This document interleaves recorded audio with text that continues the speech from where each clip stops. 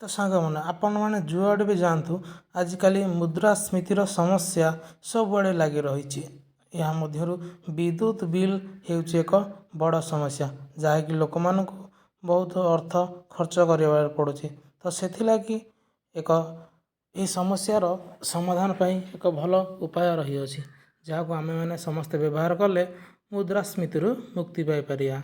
तो विद्युत बिल जो भली भाव में बढ़ी जाइए यार समाधान पाई आपण माने सौर शक्ति को व्यवहार करें केमिति आपण मानक घरे कि छात उपरे आपण माने सौर पैनल को यूज करी सेथिरु बाहर विद्युत को आपण माने घरे विभिन्न प्रकार इंस्ट्रूमेंट रे व्यवहार करि परिए। एहाको मध्य आपण कंज्यूम करि सारला परे बळका विद्युत को भी आपण एहाको बिक्री करि परिबे। एथिपई सरकार मध्य सब्सिडी रो व्यवस्था करिसंती। तो एही भली भाव में आपण मुद्रास्फीति मुक्ति पाई परिबे जहाँकि विद्युत बिल आपन को आउ दबाको पड़िबो नहीं।